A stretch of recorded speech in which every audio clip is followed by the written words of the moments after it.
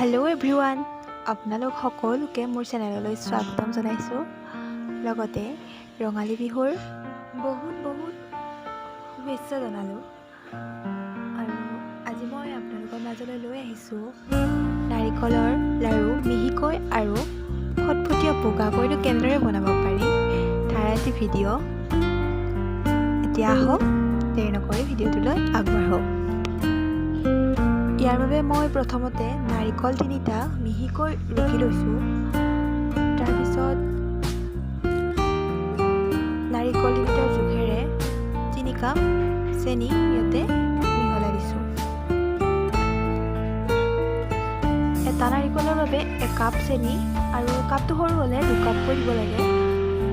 মই তাৰ বাবে 3 কাপ আৰু আধা কাপ বেছিকৈ লৈছোঁ।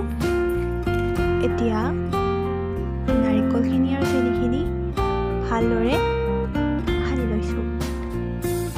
ভালদৰে সানা হোৱাৰ পিছত এইখিনি পৰিষ্কাৰ কেৰাহী এটাত ভাজিবৰ কাৰণে লৈছোঁ। এতিয়া প্ৰথম অৱস্থাত গেছটো জুইটো বেছিকৈ দি ভাজি থাকিলে হয়। তাৰপিছত যেতিয়া হ'বৰ টাইম হ'ব তেতিয়া কম জুইত অলপ অলপকৈ ভাজি থাকিলে হয়। লাৰুটোৰ ভাল এটা গোন্ধ ওলাবৰ কাৰণে কমলাৰ বাকলি বা ইলাচি আদি দিব পাৰে।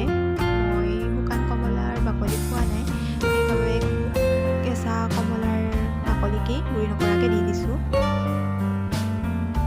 প্ৰায় আধা ঘণ্টামান ভজাৰ পিছত এই নাৰিকলখিনি লাৰি চাব লাগে আঠা আঠা হৈছে নে নাই। যেতিয়া আঠা আঠা হ'ব তেতিয়া লাৰুটো বান্ধ খাই যাব। এতিয়া ইমান এটা আঠা আঠা হোৱা নাছিলে, সেইবাবে মই আকৌ 10-15 মিনিটমান ভাজিছোঁ।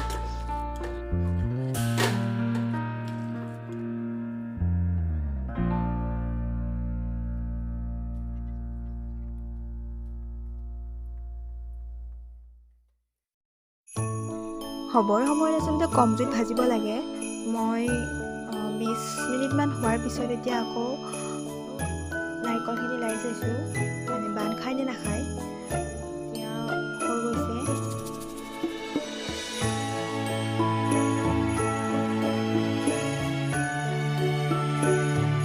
ভাজা হোৱাৰ পিছত নাৰিকলখিনি কাঁহী এখনত নমাই লৈছোঁ। এতিয়া লাৰু বনাব পৰা হৈ গ'ল আৰু এনেদৰে নিজৰ জোখমতে লাৰুকেইটা বনাব পাৰিব।